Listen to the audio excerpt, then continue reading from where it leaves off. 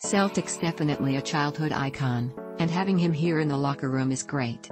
Boston Celtics Robert Williams pulls down an offensive rebound versus the Cavaliers.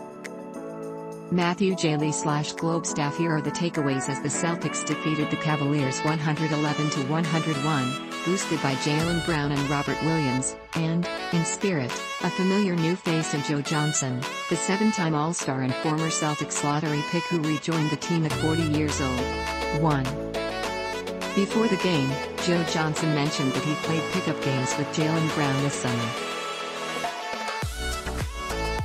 Brown said the duo played together in Atlanta, and that Johnson still looked great. In Atlanta, I got to go to a lot of those games, said Brown, who is from the Atlanta area. I remember when it went to 7 games, the Hawks went to 7 games with KG, Paul Pierce, I remember that was a big deal in the city. So definitely a childhood icon, and having him here in the locker room is great.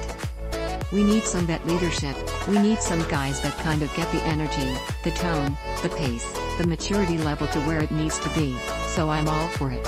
Later, Brown clarified that when he said the team needed vet leadership, he simply meant it can't hurt to have older voices on a team with. We probably don't need to make too much of Brown's comments, especially when he is plenty capable of providing leadership. On Wednesday, Brown lifted the short-handed Celtics over the short-handed Cavaliers with 34 points on 22 shots, including 5 for 10 from deep.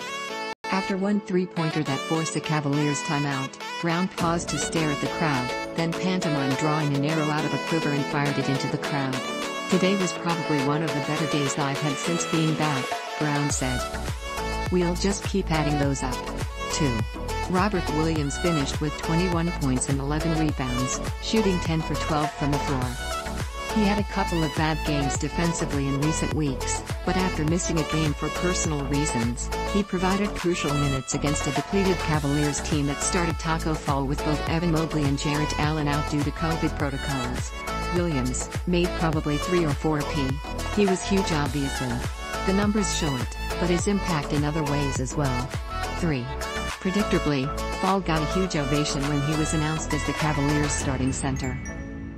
While he played real minutes in a couple of Celtics games last season, Wednesday was the first start of his career, and for a surprisingly lengthy stretch, Fall was pretty effective at dissuading the Celtics from driving to the paint and corralling rebounds.